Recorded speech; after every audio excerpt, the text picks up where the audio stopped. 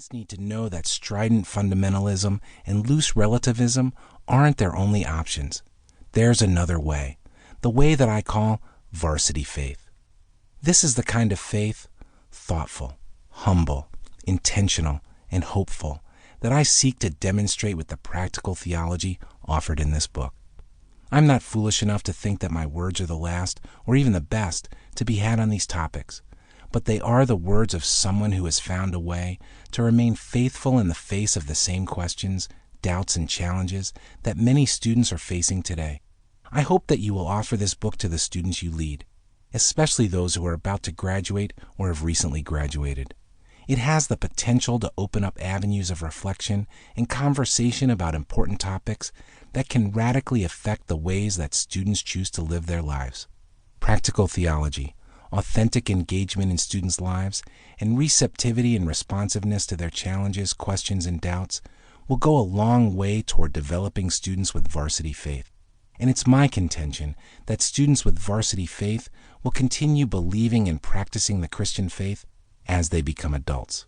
May God bless you in the work you're doing with students. It is a high calling and a worthy cause. Trevor Hamaker, Advent 2012. Introduction. What is varsity faith? Varsity faith is my shorthand way of describing a kind of Christian faith that is thoughtful, humble, intentional, and hopeful. These particular qualities are especially helpful because they are ways of being rather than stages of accomplishment. That means there isn't a time when we can put a check mark next to thoughtful and move on to the next thing. All of us will always have room to grow in these areas, even as we see ourselves becoming more thoughtful, humble, intentional, and hopeful along the way. The open-ended nature of these characteristics matches the observation that our lives are dynamic, not static. Each day offers unique possibilities that call for different responses at different times. Tally sheets and check marks won't help us find our place in what is essentially a narrative existence that picks up the past, lives in the present, and looks toward the future. So these four ways of being have an ongoing participatory quality that meets us wherever we are on the journey of faith to point us in the right direction. Because these qualities are so important, I want to unpack each of them for you in a little more detail. Being thoughtful could be taken in a couple of ways, but here it means involving ourselves in careful thinking. I have in mind a faith that seeks understanding.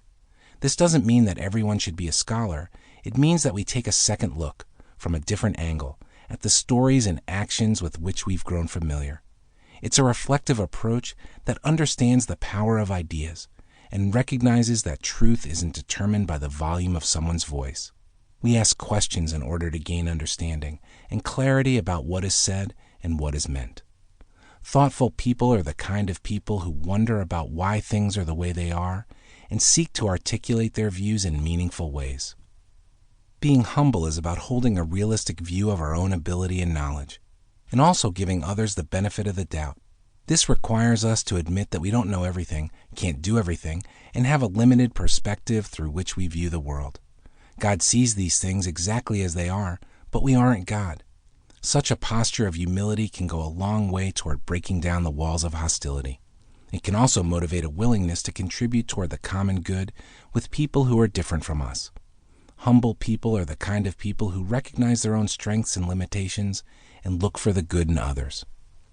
Being intentional involves paying attention and applying effort to the private things that make a public difference. It considers not only who I am and who I am becoming, but also who we are and who we are becoming.